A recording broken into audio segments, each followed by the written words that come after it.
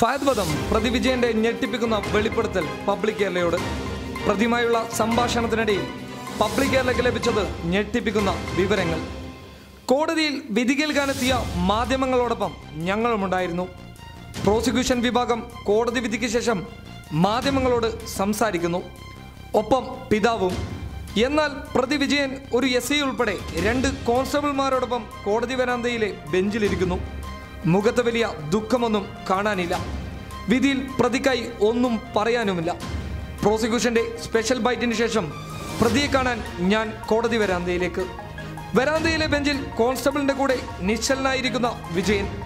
വിധിയിൽ വിജയന്റെ അഭിപ്രായം അറിയാൻ ഞാൻ ശ്രമിച്ചു. പക്ഷേ വിജയന് പറയാനുണ്ടായത് മറ്റൊന്നായിരുന്നു.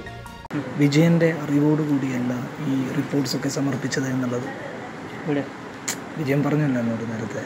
വിജയന്റെ അറിവോടുകൂടിയല്ല വിജയനെ മാനസിക രോഗിയാക്കി എന്നുള്ളത്. അറിവോടെയാണ്, വേറെ ആൾ ചെയ്താണ്. എന്നെ രോഗിയാക്കാൻ വേണ്ടിയാണ്, രോഗിയെന്ന് അറിയപ്പെടാൻ വേണ്ടി വേറെ ആൾ ചെയ്തു. ആരാണ് ചെയ്തത്? വിജയനെ രക്ഷിക്കാൻ വേണ്ടിയിട്ടാണ് ചെയ്തത്? അല്ലല്ല, രക്ഷിക്കാൻ വേണ്ടിയിട്ടില്ല. വേറെ ആവശ്യമില്ല. എനിക്ക് രോഗം ഉണ്ടെന്ന് തെളിഞ്ഞു കഴിഞ്ഞാൽ അവർക്ക് നേട്ടമുണ്ടാകും. അതിനുവേണ്ടിയാണ് രോഗിയാക്കാൻ വേണ്ടി ശ്രമമാണ്. നിലവിൽ മാനസിക രോഗിയായിരുന്നില്ല. അല്ല, ഞാൻ മാനസിക രോഗം ഒരു മെഡിക്കലി ഒരു പ്രോബ്ലം ഉണ്ടായിരുന്നു. എനിക്കുണ്ടെങ്കിൽ ഞാൻ തന്നെ പോകുമല്ലോ. ഞാൻ മറ്റു രോഗത്തിലേക്ക് ഹോസ്പിറ്റലിൽ പോയിട്ടുണ്ട്.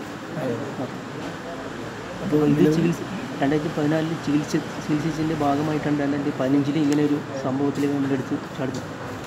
ഫഹദിൻ്റെ കൊലപാതകവുമായി ബന്ധപ്പെട്ട് കാസർഗോഡ് ജില്ലാ കോടതി ജീവപര്യന്തം തടവിന് ശിക്ഷിക്കപ്പെട്ടത് വളരെ അഭിനന്ദനീയമായ ഒരു കാര്യമാണ്. ഇതിലെ പ്രധാനപ്പെട്ട വസ്തുത എന്താണെന്ന് വെച്ചാൽ, ഈ കേസിലെ പ്രതി രക്ഷപ്പെടുന്നതിന് വേണ്ടി മെഡിക്കൽ സർട്ടിഫിക്കറ്റ് പോലും കോടതിയിൽ ഹാജരാക്കി എന്നുള്ളതാണ്. ഇത്തരം സർട്ടിഫിക്കറ്റുകൾ കോടതിയിൽ കൊണ്ടുവരാനുള്ള സാഹചര്യത്തെക്കുറിച്ചും നമുക്ക് അന്വേഷിക്കേണ്ടതായിട്ടുണ്ട്.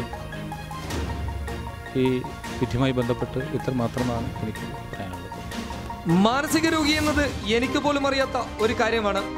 ആരുടെയൊക്കെയോ താല്പര്യമായിരുന്നു എന്നെ മാനസിക രോഗിയാക്കണമെന്നുള്ളത്. ഞാനൊരു മാനസിക രോഗിയല്ല. എന്നെ മാനസിക രോഗിയാക്കിയതിന് പിന്നിൽ ചിലരുടെ കരങ്ങളുണ്ട്. അവരുടെ താല്പര്യം എന്നെ രക്ഷിക്കലല്ലായിരുന്നു, മറിച്ച് എന്നെ ഒരു മനോരോഗിയാക്കണം.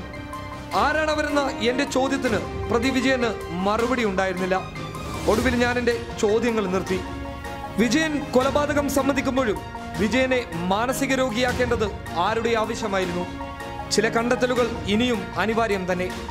മെഡിക്കൽ റിപ്പോർട്ട് തയ്യാറാക്കിയ ഡോക്ടർമാർ ആരുടെ ആവശ്യപ്രകാരമാണ് അത് തയ്യാറാക്കിയത്? ചോദ്യം ചെയ്താൽ കുടുങ്ങേണ്ടവർ നിയമത്തിന് മുമ്പിൽ കെഞ്ചി നിൽക്കും. ഈ വിധിയിൽ പിതാവിനോടൊപ്പം ഞങ്ങളും തൃപ്തനല്ല. ഖാദർ കരിപ്പൊടി, പബ്ലിക് കേരള.